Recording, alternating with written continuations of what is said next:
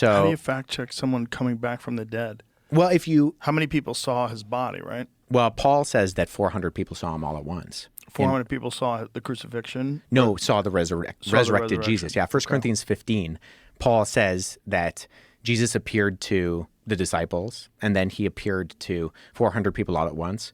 I mean, if we read the Gospel of Luke and the Gospel of, or the Gospel of Luke and Acts, so same author wrote these both documents, he says that Jesus was walking around teaching them for 40 days after he was resurrected from the dead. And so these are written within a time period when you have people who would have seen Jesus's ministry, who were there, say, at something like the feeding of the 5,000, who could have been able to verify or debunk some of these things that are being said. And you go from a bunch of scared guys who, because Jesus wasn't the only messianic figure who arose and claimed to be the Messiah. Right. There were a number of individuals both prior to and after Jesus, but they die and the movement dies with them.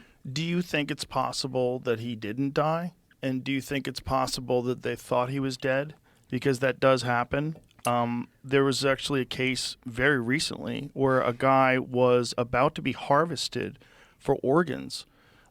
They thought he was dead, and this guy started moving again and came back to life. Very, very bizarre case because his family had been told that he was going to be harvested for organs. They were preparing for that. And Yeah. This guy comes back. Yeah, I mean, we know a lot about Roman crucifixion, and we Pretty know brutal. that, and we know that they did their job well. Yeah. And so, in fact, if you look at, say, very skeptical biblical scholars, non-believing, atheist, agnostic Christian scholars, they will say if we can know anything about Jesus, like they'll cast a doubt on a lot of the things that we read about in the Gospels in terms of the actual historical Jesus of Nazareth. They'll say one thing we can be sure of is that he died by crucifixion under Pontius Pilate.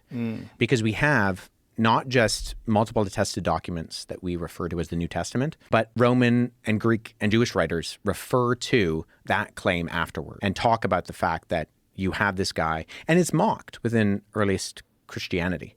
So one of our earliest, in fact, not one of, the earliest depiction of Jesus on the cross is called the Alexamenos Graphido. And it's probably from the end of the 1st century.